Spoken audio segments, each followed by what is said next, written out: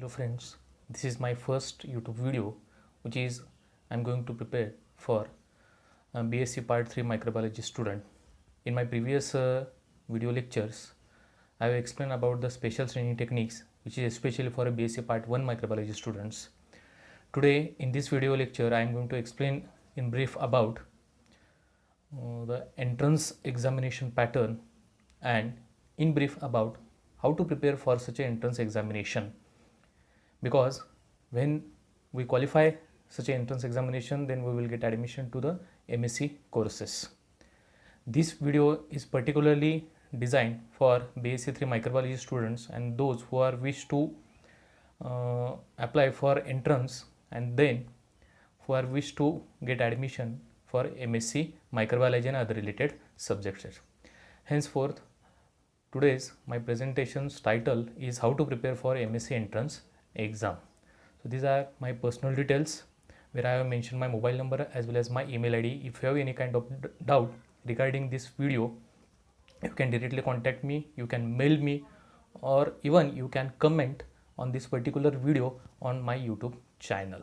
Okay, so we will discuss in brief about how to prepare for MSc entrance exams. First, we will discuss in brief about entrance examination pattern. So what is the exam pattern for MSc entrance exam? Okay, so MSc entrance exam is of multiple choice question type. It is MCQ examination. The exam, it contains total 100 questions and each question it carries equal marks. Means suppose each question carries 1 mark, therefore total the exam will be of 100 marks. So what is the distribution of these 100 marks? How 100 marks are divided for the entrance examination?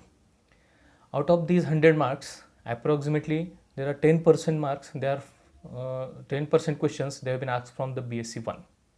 Approximately 10% means approximately 10 questions out of 100 questions they are related to the BSc 1 syllabus. Then in the same way, 10% questions means approximately 10 questions they are from BSc 2 syllabus, and remaining total 80% questions for this entrance examination they will be asked from the syllabus of BSc 3. 80% means approximately 80 questions they have been asked from the TY syllabus. Okay, so there is a maximum weightage for the TY syllabus. So this is in brief overall distribution.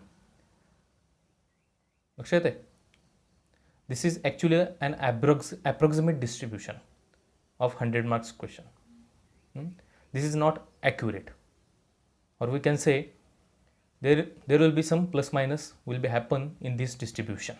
Okay, so if we consider the overall distribution of this particular question paper, there is a maximum weightage for BSc 3.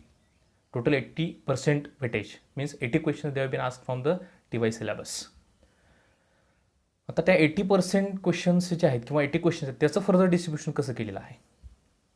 These 80 questions they have been again divided into two parts, because we know that for TY BSc there are two semesters, semester number 5 and semester number 6. Again for semester 5 there are total 4 theory papers. In the same way for semester 6 again there are total 4 theory papers. तर जे तुम्हाला आता स्लाईडवरती दिसत असणार आहेत total 8 papers तुम्हाला आता स्लाईडवरती observe होत असतील. लक्षात येते? आता टोटल 80 क्वेश्चन्स जर टीवायचे असतील तर त्याचं डिस्ट्रीब्युशन कसं असणार आहे, तर ते सुद्धा ॲप्रॉक्सिमेटली ह्या 8 पेपरमध्ये डिवाईड झालेलं असेल. मग त्या पॉईंटवरून विचार केला तर सेमिस्टर 5चे जे 4 पेपर्स आहेत, टायटल तुम्हाला दिसतील virology, immunology, food and industrial, agriculture, तर प्रत्येक पेपरवरचे ॲप्रॉक्सिमेट 12 MCQ टाईप क्वेश्चन्स विचारले जातात. And same for semester number 6 as well. त्यासुद्धा microbial genetics, biochemistry, environmental microbiology and clinical microbiology, ह्या प्रत्येक पेपरवरती ॲप्रॉक्सिमेटली 10 क्वेश्चन्स असं जर आपण कन्सिडर केलं तर टोटल 80 क्वेश्चन्स हे TYच्या एंटायर सिलेबसवरती विचारले जातात. म्हणजे त्यामध्ये सेमिस्टर 5, सेमिस्टर 6 हे दोन्ही सेमिस्टर्स इन्क्लुडेड आहेत. म्हणजे प्रत्येक पेपरला इक्वल वेटेज दिलेलं आहे, त्यामुळे तुम्हाला कोणताही पेपर त्यातला स्किप करता येणार नाही. प्रत्येक पेपरचा तुम्हाला अभ्यास हा करावा लागेल. लक्षात आहे? आणि एक्झामचा पॅटर्न आहे MCQ बेस्ड, त्यामुळे तुम्हाला मल्टिपल चॉईस क्वेश्चन्सची प्रॅक्टिस पाहिजे. बरोबर आहे? तर नेक्स्ट पॉईंटमध्ये आपल्याला काय डिस्कस करायचं आहे, स्ट्रॅटेजीज टू क्रॅक और क्वालिफाय द एक्झाम. सपोज तुम्ही आता BSc नंतर MScला तुम्हाला ॲडमिशन घ्यायचं असेल तर हे एक्झामला अपियर होणं हे कंपल्सरी आहे. विदाऊट एंट्रन्स एक्झामिनेशन तुम्हाला कुठेही MScला ॲडमिशन मिळणार नाही. त्यामुळे तुम्हाला हे एक्झाम क्रॅक करणं किंवा क्वालिफाय होणं हे मस्ट आहे. मग कशी काय स्ट्रॅटेजी आपली असल्या पाहिजे? तर फर्स्ट स्ट्रॅटेजी सेल्फ बिलीफ. आता ही कुठलीही एक्झाम तुम्हाला जर क्रॅक करायची असेल, क्वालिफाय व्हायची असेल, किंवा कोणत्याही एक्झाममध्ये तुम्हाला जर चांगला स्कोअर करायचा असेल तर self belief is an very important thing. What is self belief? ज्याला तुम्ही कॉन्फिडन्स म्हणू शकता, आत्मविश्वास म्हणू शकता. एक स्टेटमेंट इथं कोट केलेलं आहे सेल्फ बिलीफच्या तिथे. काय म्हटलं आहे? The thing always happens that you really believe in, and the belief in a thing makes it happen. मग तुम्ही जर ठरवलं, तुम्ही डिसाईड केलं, तर तुम्हाला त्या थिंग्स मिळू शकतात. पण त्यासाठी ऑब्व्हियसली तुमचं हार्डवर्क असलं पाहिजे. फक्त सेल्फ बिलीफ असून चालणार नाही, त्याच्याबरोबर तुम्हाला हार्डवर्क करावं लागेल, स्टडी करावं लागेल. त्यामुळं हा जो सेल्फ बिलीफ फॅक्टर आहे तो खूप इम्पॉर्टंट फॅक्टर आहे किंवा की फॅक्टर आहे. हा फॅक्टर फक्त एंट्रन्स एक्झाम, कोणत्याही एक्झामसाठी तुम्हाला हा फॅक्टर ॲप्लिकेबल आहे. Next point is the knowledge, which is actually a necessary element to clear the entrance exam. जसं मी तुम्हाला सांगितलं, फक्त सेल्फ बिलीफ असून चालणार नाही, तर नॉलेजही तेवढंच तुमच्याकडे असणं गरजेचं आहे. कारण नॉलेज असल्याशिवाय तुम्हाला क्वेश्चन सॉल्व्ह करता येणार नाहीत. नेक्स्ट आहे टाईम मॅनेजमेंट. ठीक आहे, आपल्याला भरपूर नॉलेज आहे, सगळं येतं आपल्याला, FYचं व्यवस्थित केलेलं आहे सेकंड इयरचं, पण टाईम मॅनेजमेंट प्रॉपर नसेल तर ते नॉलेजचं प्रॉपर एक्झिक्युशन तुम्हाला करता येणार नाही. त्यामुळे टाईम मॅनेजमेंट ही खूप महत्त्वाचं आहे. तुम्हाला रोजच्या दिवसाचं तुमचं टाईम टेबल त्यासाठी आता डिफाईन करावं लागेल. लक्षात येतं आहे? हे थिअरीसाठी सुद्धा ॲप्लिकेबल आहे ॲज वेल ॲज एंट्रन्स एक्झामसाठी. Next important factor is the accuracy. लक्षात घ्या, मल्टिपल चॉईस क्वेश्चन बेस्ड एक्झाममध्ये प्रॉब्लेम हाच आहे की आपल्यासमोर आन्सर असतं, पण आपल्याला त्यातलं करेक्ट आन्सर शोधता येत नाही. तुम्हाला 4 चॉईस दिलेले असतात, त्या 4 चॉईसपैकीच एक आन्सर असणार आहे हे माहीत आहे आपल्याला. म्हणजे तुमच्या समोर आन्सर आहे, पण त्यातलं नेमकं कोणतं आहे हे जर फाइंड आउट करायचं असेल तर तुम्हाला तुमच्या नॉलेजमधली ॲक्युरेसी खूप महत्त्वाची आहे. ती तुम्हाला हेल्प करेल. कारण बऱ्याचदा काय होतं, आउट ऑफ 4 ऑप्शन 2 ऑप्शन्स असे असतात की ते तुम्हाला वाटत असतं की ते दोन्ही ऑप्शन्स बरोबर असतील, पण त्या दोन्हीपैकी एकच ऑप्शन हा ॲब्सोल्युटली करेक्ट असणार आहे. त्यामुळे बऱ्याचदा क्वेश्चनमध्ये असं म्हटलं जातं, select the most correct alternative. असंही काही कॉम्पिटेटिव्ह एक्झामच्या क्वेश्चनमध्ये म्हटलेलं असतं. मोस्ट करेक्ट याचाच अर्थ असा होतो की एकापेक्षा जास्त ऑप्शन करेक्ट असू शकतात, पण त्यातला एक ऑप्शन हा जास्त किंवा ॲप्रोप्रिएट असणार आहे, मोर करेक्ट असणार आहे. आणि तो मोर करेक्ट ऑप्शन जर तुम्हाला सिलेक्ट करायचा असेल, चूज करायचा असेल, तर तुम्हाला तुमच्या नॉलेजमध्ये ॲक्युरेसी असणं ही खूप गरजेची गोष्ट आहे. तुमच्या नॉलेजची ॲक्युरेसी इम्पॉर्टंट आहे. आणि ॲक्युरेसी जर तुम्हाला इम्प्रूव्ह करायचं असेल तर तुम्हाला काय करावं लागेल, तर त्यासाठी तुम्हाला सॅम्पल क्वेश्चन सॉल्व्ह करावे लागतील. जेवढे जास्तीत जास्त तुम्ही सॅम्पल क्वेश्चन सॉल्व्ह कराल तेवढी ॲक्युरेसी येईल, तेवढी तुमचे वेगवेगळ्या स्ट्रॅटेजीज तुम्हाला डिफाईन करता येतील क्वेश्चन सॉल्व्ह करण्यासाठी, किंवा ट्रिक्स तुम्हाला डेव्हलप करता येतील. त्या ट्रिक्सविषयी आपण नेक्स्ट स्लाईडमध्ये बघणारच आहोत. So you have to consider all these points if you want to crack or qualify the entrance exam. Clear? The next point is points to be consider. आता हे सगळं तुमच्याकडे आहेत, ह्याच्या व्यतिरिक्त आपल्याला काय असणं माहीत असणं गरजेचं आहे. You should be clear with your basics. बऱ्याचदा असं होतं TYचे 80 क्वेश्चन्स आहेत, मान्य आहे. FYSY ही तेवढंच इम्पॉर्टंट आहे. FYSYचं बेसिक सगळं तुमचं क्लिअर पाहिजे. गेम चेंजर मी ऐकलं असेल शब्द. FYSYचे जे मार्क्स तुम्हाला मिळणार आहेत ते गेम चेंजर होऊ शकतात. ते तुमच्या मेरिटसाठी तुम्हाला पुढे जाऊन खूप हेल्प करतात. कारण BSc थर्ड इयरचा जो सिलेबस आहे तो सगळ्यांचाच फ्रेश असतो. नुकतीच तुम्ही थिअरी एक्झाम दिलेली असते, त्यामुळे त्याचं तुम्हाला नॉलेज बऱ्यापैकी असतं. पण बऱ्याचदा FYSY मधलं जे बेसिक आहे ते आपलं क्लिअर नसल्यामुळे अगदी सोपे प्रश्न आपल्याला सॉल्व्ह करता येत नाहीत. आणि बऱ्याचदा असंही होतं की जो क्वेश्चन पेपर असतो, म्हणजे बऱ्याचदा होतं असं की सुरुवातीचे क्वेश्चन हे FYSY लेवलचे असतात आणि नंतर मग तुमचे TYचे क्वेश्चन स्टार्ट होऊ शकतात. असं असेल आणि सुरुवातीला जर FYSYचे तुम्हाला क्वेश्चन्स नाही प्रॉपरली आन्सर करता आले तर त्याचा इम्पॅक्ट तुम्हाला राहिलेल्या पेपरवरती होऊ शकतो. बरोबर आहे? म्हणजे बॅड बिगिनिंग बॅड एंडिंग असं म्हटलं जातं. त्यामुळे तुमची सुरुवात जर चांगली व्हायची असेल आणि सपोज सुरुवातीला FYSYचे क्वेश्चन्स असतील तर FYSYचा तुमचा अभ्यास हा चांगला असणं गरजेचंच आहे, जो तुम्हाला तुमचा कॉन्फिडन्स बिल्डअप करायला हेल्प करणार आहे. कधी? At the time of examination or during the examination. लक्षात आहे? ग्रुप डिस्कशन सगळ्यात महत्त्वाचा की फॅक्टर. कुठल्याही प्रकारचे कॉम्पिटेटिव्ह एक्झाम असू दे, group discussion is very important. Group discussion का? अगदी थोडक्यात तुम्हाला एक्झाम्पल द्यायचं झालं, सपोज तुम्ही एखाद्या कन्सेप्टवरती तुम्ही सेल्फ स्टडी करताय घरी, तुम्ही एकटेच विचार करताय त्या कन्सेप्टवरती, म्हणजे तुमचा एकट्याचाच ब्रेन त्याच्यावरती काम करतो. जर तोच पॉईंट तुम्ही 10 स्टुडंट्स म्हणून एकत्र डिस्कस करायला लागला ग्रुपनी, तर लक्षात घ्या आता 10 ब्रेन्स त्या एका कन्सेप्टवरती काम करत आहेत. बरोबर आहे? म्हणजे तुम्हाला एकट्याने जे नॉलेज मिळणार आहे ते जर तुम्ही ग्रुप डिस्कशन थ्रू करत असाल तर तुम्हाला ते नॉलेज जास्त मिळणार आहे. कारण प्रत्येकाचा त्या कन्सेप्टकडे, थिंग्सकडे बघण्याचा दृष्टिकोन वेगळा असतो. त्यातून काही तुमच्या नवीन ट्रिक्ससुद्धा डेव्हलप होऊ शकतात. त्यामुळे डेव्हलपमेंट ऑफ ट्रिक्स हा जो पार्ट आहे तो ग्रुप डिस्कशननीच येतो. तो एकटं स्टडी करून फारसा तेवढा डेव्हलप होत नाही.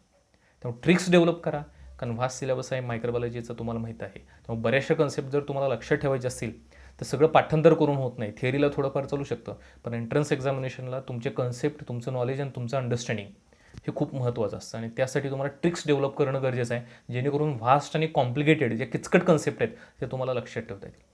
आता ट्रिक्स काय असतात? जेव्हा तुम्ही ग्रुप डिस्कशन करायला लागाल तेव्हा तुम्हाला ॲटोमॅटिकली तुमच्या ट्रिक्स डेव्हलप होतील. जसं की एक एक्झाम्पल म्हणून तुम्हाला सांगतोय, ही ट्रिक्स ऑलरेडी सगळ्यांना माहीत असेल हीच कदाचित. स्टेटमेंट एक दिसत असेल तुम्हाला साईडला, आता bacteria strains with basic strains. Simple statement आहे. अगदी FOL असताना आपल्याला सुरुवातीला कायम कन्फ्युजन व्हायचं की बॅक्टेरियाला स्ट्रेन करताना मला कुठला स्ट्रेन वापरायचा आहे, ॲसिडिक, बेसिक, न्यूट्रल कुठला. तर ह्या स्टेटमेंटमध्ये 2 लेटर हायलाईट केले आहेत, बॅक्टेरियामधलं इनिशियल बी आणि बेसिक स्ट्रेन त्या बेसिकमधला इनिशियल बी. लक्षात घ्या, बॅक्टेरियामधला बी आणि बेसिकमधला बी ही ट्रिक आहे. कशासाठी ट्रिक आहे?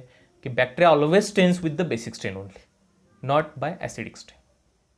लक्षात आहे? म्हणजे अशा भरपूर ट्रिक्स आहेत ते तुम्ही स्वतः डेव्हलप करू शकता. लक्षात घ्या, ट्रिक्स डेव्हलप करणं हे ज्याच्या त्याचा वैयक्तिक पार्ट असू शकतो. तो मी अशा पद्धतीने ट्रिक डेव्हलप केली, मी असं स्टुडंटना सांगत असतो. ह्याच्यापेक्षा वेगळी ट्रिक तुम्ही डेव्हलप करू शकता जी तुम्हाला स्वतःला फिजिबल असेल. अजून एक एक्झाम्पल, टाईप्स ऑफ अँटीबॉडीज. बऱ्याच अँटीबॉडीचे टाईप्स आपल्याला लक्षात राहत नाही. गेम, एक शब्द दिसेल, GAMED. टाईप्स आहेत ते. These are the 5 types of antibodies. IgG, IgA, IgM, IgE, IgD. लक्षात आहे? आता टाईप्स ऑफ अँटीबॉडी म्हटलं की पटकन त्याचा एक एक शब्द आपल्याला आठवला पाहिजे. Say for example IgG, placental antibody. IgA, secretory antibody which are found to be present in the body secretions. IgM, pentavalent antibody, complex structure antibody, heavy molecular weight जास्त आहे. IgE, commonly called as a allergic antibodies, कारण allergic response हे अँटीबॉडीवर create होतो. IgD, जे काय sale सर्फेसवरती जे receptors आहेत, स्ट्रक्चर्स आहेत, ते स्ट्रक्चर डेव्हलप करण्यामध्ये अँटीबॉडीज आहेत. अशा लहानसहान गोष्टी तुम्हाला काय करायच्या, थ्रू ट्रिक्स ह्या तुम्हाला लक्षात ठेवायच्या. जेवढं तुम्ही ट्रिक्स थ्रू लक्षात ठेवाल तेवढं तुम्हाला हेल्प होणार आहे. मग आता अभ्यास करायचा नेमका कडा, स्टार्ट कुठून करायचं? आता BSc 3चं तर तुमचं फ्रेशली झालेलं असतं, ते नॉलेज तुमच्याकडे असतं. त्याच्या व्यतिरिक्त तुम्हाला काय करायचं, काही रेफरन्सेस रेफर करायचे. तर रेफरन्सेसची लिस्ट मी आता या स्लाईडमध्ये देत आहे. फर्स्ट रेफरन्स दिलेला आहे जनरल मायक्रोबायोलॉजी बाय स्टेनियर. अगदी फर्स्ट इयरपासून तुम्ही हा रेफरन्स ऐकत आला आहात. सेकंड त्याच्यामध्ये दिलेला biology of micro organisms by Brock, Alcamo's fundamentals of microbiology by Prescott, laboratory exercise in microbiology by Prescott and Harley. आता हा जो फोर्थ रेफरन्स आहे प्रेझेंटेशनमधला, तो प्रॅक्टिकल रिलेटेड कन्सेप्ट जर तुम्हाला क्लिअर करायचे असतील तर ते प्रॅक्टिकल रेफरन्स बुक आहे प्रेस्कॉट अँड हार्लीचं. खूप छान बुक आहे. आणि वरती जे रेफरन्सेस दिलेले आहेत तर तुम्ही म्हणाल एवढे सगळे रेफरन्सेस वाचायचे कधी? बरोबर आहे, एंटायर रेफरन्स बुक वाचायची गरज नाही आहे.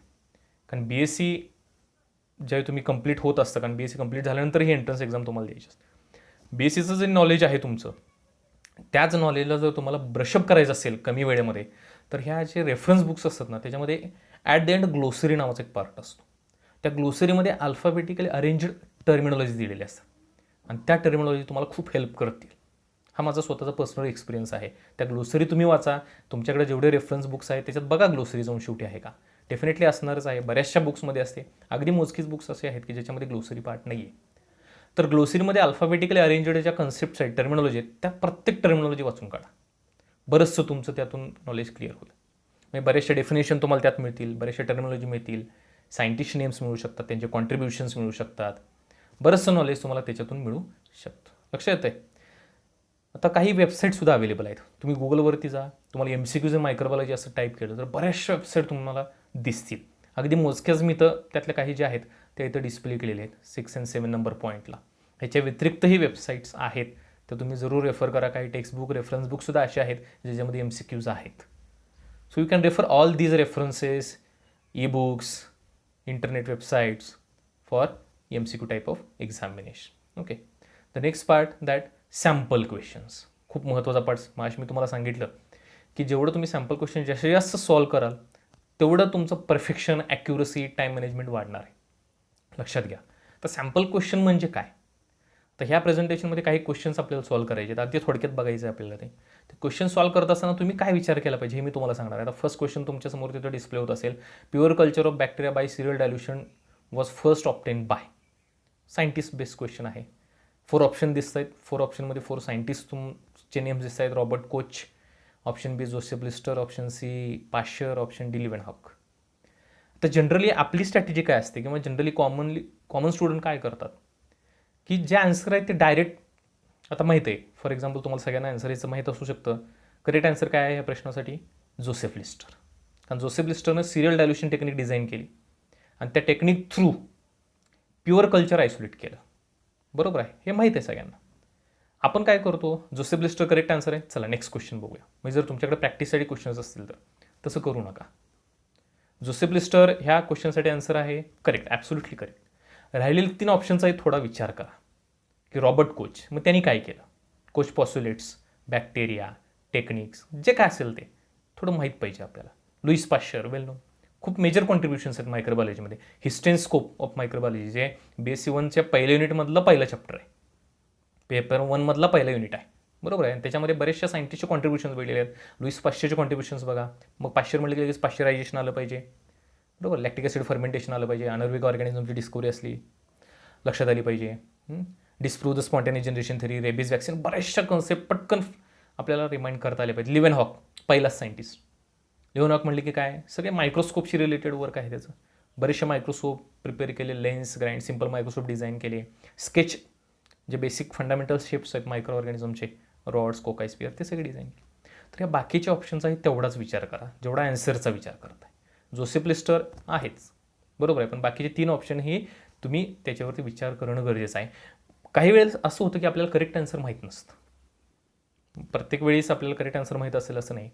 जेव्हा आपल्याला करेक्ट आन्सर माहीत नसतं त्यावेळी रॉंग ऑप्शन्स काय आहेत हे शोधा पहिल्यांदा.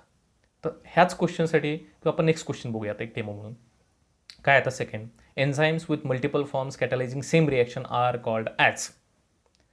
तर सपोज ह्या क्वेश्चनचा आन्सर तुम्हाला माहीत नाही, नेमकं काय आन्सर माहीत नाही, पण जे खाली 4 ऑप्शन दिसत आहेत तुम्हाला, त्या 4 ऑप्शनविषयी त्यातल्या 2-3 ऑप्शनविषयी तुम्हाला माहीत आहे. Say for example holo enzyme मला माहीत आहे. What is holo enzyme? Holo enzyme is a complete active form of enzyme. बरोबर आहे. म्हणजे क्वेश्चन जो विचारलेला आहे त्याचीच रिलेटेड होलो एन्झाईम येत नाही. म्हणजे मला जर करेक्ट ऑप्शन माहीत नसेल तर रॉंग ऑप्शन शोधता आला पाहिजे, लक्षात घ्या. हे कशासाठी, ह्याचा फायदा काय होतो बघा. आता 4 ऑप्शन तुमच्यासमोर आहेत, म्हणजे तुमचा आन्सर बरोबर येण्याची प्रोबॅबिलिटी आहे 25%. 4 ऑप्शन आहेत म्हणजे बरोबर आन्सर येण्याची प्रोबॅबिलिटी काय आहे? 25%. सपोज एक ऑप्शन त्यातला मी रिमूव्ह केला, मला वाटतं की होलो एन्झाईम होऊ शकत नाही, मला फुल गॅरंटी. राहिले किती ऑप्शन आता तुमच्याकडे? 3च ऑप्शन राहिलेले आहेत. आता 3 ऑप्शनसाठी तुमचं आन्सर बरोबर येण्याची प्रोबॅबिलिटी किती झाली बघा. सुरुवातीला होते 25%, आता ती झाली 33%. बरोबर आहे. म्हणजे असं करत करत जर तुम्ही एक एक ऑप्शन कमी करत गेला तर आन्सर बरोबर येण्याची प्रोबॅबिलिटी ही तुमची वाढत जाते. त्यामुळे लक्षात ठेवा, प्रत्येक वेळी आपल्याला करेक्ट आन्सर माहीत असतंच असं नाही. त्यावेळेस तुम्हाला रॉंग ऑप्शन काय आहेत ती एक एक कमी करत चला, म्हणजे तुम्ही उत्तराच्या जवळ जात आहे. मग ह्या सेकंड क्वेश्चनसाठी आन्सर काय असणार आहे हो? Enzymes with multiple forms catalysing same reaction. Multiple forms means they are structural different forms. They are generally called as a isozymes. बरोबर आहे, त्यांना काय म्हणतो आपण? Isozymes. These are the multiple forms of enzymes catalysing the same reaction. Ribozyme which is also called as a catalytic RNA. Holozyme, as I said, complete enzyme. Allosteric enzyme झालेलं आहे तुम्हाला. Allos means another, steric म्हणजे site. Allosteric enzymes are those enzymes who have additional site other than the catalytic site. ह्या असं तुम्हाला प्रत्येक ऑप्शनविषयी ब्रीफमध्ये माहीत असणं गरजेचं आहे. The next question, potable water should have the MPN less than number. It is actually the answer will be a 2. म्हणजे potable वॉटरसाठी MPN काय असलं पाहिजे? MPN per 100 ml it should be less than 2. The next question is a key metabolite in cell metabolite. Cell metabolism is. 4 option दिलेले आहेत तुम्हाला, acetate, pyruvate, lactate, succinate. ह्यातला की मेटाबॉलाइट कोण आहे? की मीन्स व्हेरी इम्पॉर्टंट, ज्याला खूप महत्त्व आहे मेटाबॉलिझममध्ये. आन्सर आहे पायरुवेट. आता पायरुवेटलाच की मेटाबॉलाइट का म्हणतात? तर पायरुवेट हा असा मेटाबॉलाइट आहे ज्या मेटाबॉलाइटपासून बरेचसे पुढे म्हणजे बरेचसे पार्ट्स त्याच्यातून जातात असं आपण म्हणू शकतो. जसं की फॉर एक्झाम्पल ग्लायकोलिसिसचा एंड झाला पायरुवेट. तर पायरुवेटचं फेट काय असू शकतं? मग पायरुवेटचं फेट कशावरती डिपेंड असतं? मग एरोबिक कंडिशन आहे, अनएरोबिक कंडिशन आहे, ऑक्सिजन अवेलेबिलिटी आहे की नाही, ऑर्गॅनिझम कोणता आहे, ऑक्सिजन कमी असेल तर पायरुवेटचं काय होईल. बरोबर आहे. पायरुवेट एरोबिक कंडिशनमध्ये असेल तर पायरुवेटचं कन्वर्जन कशामध्ये होणार आहे? ॲस्टॅल कोएमध्ये होणार आहे, TCA cycle, electron transport chain. बरोबर आहे. अनएरोबिक सिच्युएशन असेल तर पायरुवेटचं लॅक्टिक ॲसिड होऊ शकतं, पायरुवेटचं अल्कोहोलमध्ये कन्वर्जन होऊ शकतं, via acetaldehyde, and acetaldehyde after reduction get converted to alcohol. एवढंच नाही तर पायरुवेटपासून काही ॲमिनो ॲसिडसुद्धा जनरेट करता येतात आपल्याला. लक्षात येते, म्हणजे हे सेल पॉईंट ऑफ व्ह्यू तुम्हाला सांगतोय. त्याच्या पुढे जाऊन ग्लुकोनिओजेनेसिस ऐकून माहीत असेल तुम्हाला. पायरुवेट रिव्हर्स जाऊ शकतं, त्याच्यापासून तुम्हाला कार्बोहायड्रेट तयार करता येऊ शकतात रिव्हर्स. म्हणजे असे बरेचसे आस्पेक्ट्स आहेत जे पायरुवेटशी रिलेटेड आहेत. म्हणून पायरुवेट हा की मेटाबोलाइट आहे. हे थोडं बॅकग्राऊंड नॉलेज असणं आपल्याला गरजेचं आहे. लक्षात येते. Last question is the net ATP produce during aerobic respiration. Net and total, net gain and total हा डिफरन्स लक्षात ठेवा.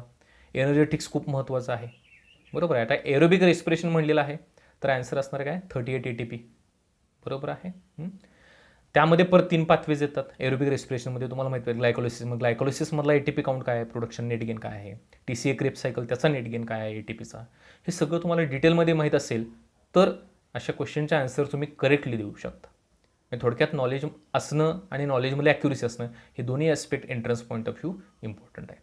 म्हणजे असे बरेचसे सॅम्पल क्वेश्चन्स तुम्हाला मित्रांनो सॉल्व्ह करावे लागतील तर तुम्ही कुठल्याही प्रकारची MSc एंट्रन्स एक्झाम चांगल्या स्कोअरने क्रॅक करू शकता, क्वालिफाय करू शकता. लक्षात आलं. Thank you very much for listening my this video. If you like this video, do like, share and subscribe my channel. Thank you.